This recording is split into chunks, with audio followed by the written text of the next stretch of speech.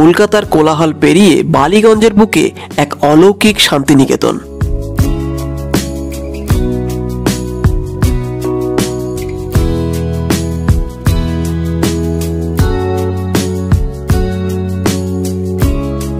যেখানে সাদা মার্বেল পাথর আর ভক্তি মিলেমিশে একাকার হয়েছে। হ্যালো বন্ধুরা, welcome to all of travel. আশা করি আপনারা সবাই ভালোই আছেন। তো আজকে বেরিয়ে পড়েছি নতুন একটি ভ্রমণের উদ্দেশ্যে। ইতিমধ্যে আপনারা জেনেই গেছেন যে কোথায় যাচ্ছি, তাই একটু সময় বের করে একদিনের ছুটিতে বা উইকেন্ডে ঘুরে আসতে পারেন এখানে। তো আজ চলেছি কলকাতা বিড়লা মন্দির দেখতে। বন্ধুরা, কলকাতাতে বিড়লা নামে আরেকটি জায়গা আছে, যেটি বিড়লা তারামণ্ডল নামে পরিচিত।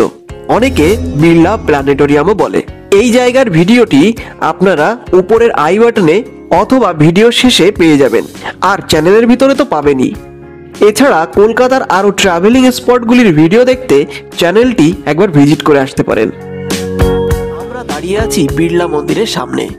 এই মন্দিরটি কেবল স্থাপত্যই নয়, একটি ভক্তি আর শিল্পের এক জীবন্ত ইতিহাস। এর ভেতরের গল্প কি, কিভাবে পৌঁছাবেন আর কখন গেলে সবচেয়ে সুন্দর দৃশ্য দেখবেন, সম্পূর্ণটা জানতে পারবেন আজকের এই ভিডিওটিতে। কলকাতার এই বিড়লা মন্দিরটি নির্মাণ করেছে ভারতের বিখ্যাত শিল্পপতি বিড়লা পরিবার। এর মূল নাম লক্ষ্মীনারায়ণ মন্দির। এর নির্মাণ কাজ শুরু হয়েছিল 1970 সালে এবং তা শেষ হতে সময় লেগে গেছিল দীর্ঘ 26 বছর। শেষ পর্যন্ত 1996 সালের 21শে ফেব্রুয়ারি মন্দিরটি ভক্তদের জন্য খুলে দেওয়া হয়। ভাবুন তো, একটি স্থাপত্য তৈরি হতে কেটে গেল প্রায় 30 দশক। এই মন্দিরের সবচেয়ে আকর্ষণীয় দিক হলো এর স্থাপত্য শৈল। পুরো মন্দিরটি তৈরি হয়েছে রাজস্থানের শুভ্র মকরানা মার্বেল পাথর দিয়ে, যা জয়পুরের অন্যান্য বিড়লা মন্দিরের মতো এটিকে এক রাজকীয় ঔজ্জ্বল্য দিয়েছে। এর নকশায় রয়েছে উত্তর ভারতীয়, কলিঙ্গ এবং মুঘল স্থাপত্য রীতির চমৎকার মিশ্রণ। এর চূড়া বা শিখরগুলি বিশেষত উড়িষ্যার পুরীর জগন্নাথ মন্দির এবং কোণারকের সূর্য মন্দিরের শৈলী থেকে অনুপ্রাণিত। দেওয়ালে খোদাই করা প্রতিটি শিল্পকর্ম যেন ভারতীয় পুরাণের জীবন্ত ইতিহাস। শ্রীমদ্ ভাগবত গীতা, রামায়ণ এবং মহাভারতের দৃশ্যগুলি এখানে অত্যন্ত যত্ন সহকারে ফুটিয়ে তোলা হয়েছে। মন্দিরের প্রধান আরাধ্যা দেবতা হলেন শ্রী রাধাকৃষ্ণ। প্রধান গর্ভগৃহে রাধাকৃষ্ণের পাশে রয়েছেন শিব, গণেশ, দেবী দুর্গা এবং হনুমানের ছোট ছোট মন্দির। তাই হিন্দু ধর্মের বিভিন্ন সম্প্রদায়ের ভক্তরা এখানে আসেন উপাসনা করতে।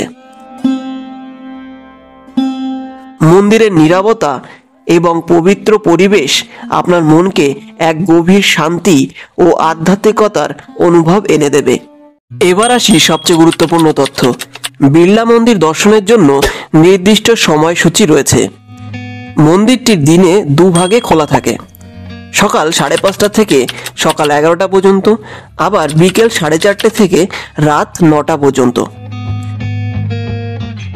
যদি সম্ভব হয় তবে সন্ধ্যার আরতির সময় সাধারণত 6:30 বা 6টার পর আসুন। সন্ধ্যার আলোয় মন্দিরটি যখন ঝলমল করে ওঠে এবং আরতির ঘন্টা বেজে ওঠে, তখন পুরো দৃশ্যটি অপূর্ব লাগে। বন্ধুরা, কিছু ইম্পর্টেন্ট কথা। মন্দির চত্বরের ভিতরে ক্যামেরা, মোবাইল ফোন এবং ব্যাগ নিয়ে প্রবেশ করা সম্পূর্ণ নিষেধ।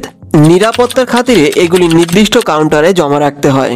তবে হ্যাঁ, মন্দিরের বাইরে দাঁড়িয়ে আপনি ছবি তুলতে পারেন। মন্দিরের ভিতরে ঢুকলে মন্দিরের শান্ত পরিবেশটা বজিয়ে রাখবেন।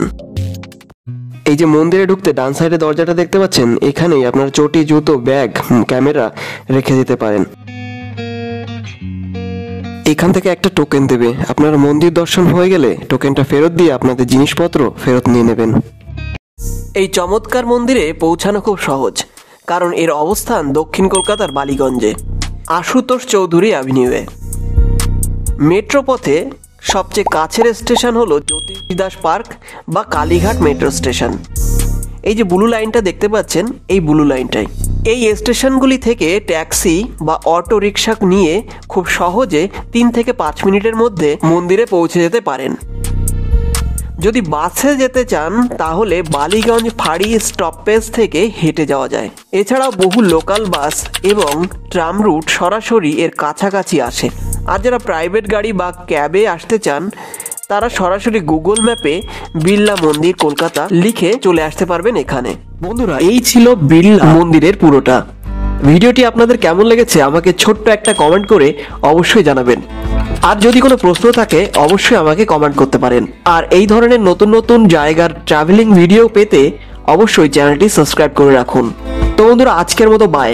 দেখা হচ্ছে নতুন কোনো জায়গায় নতুন কোনো ট্রাভেলিং ভিডিওর সঙ্গে। স্ক্রিনের উপরে দেওয়া এই ভিডিওটিতে ক্লিক করে বিড়লা প্ল্যানেটোরিয়াম বা বিড়লা তারামণ্ডলের ভিডিওটি দেখে নিতে পারেন।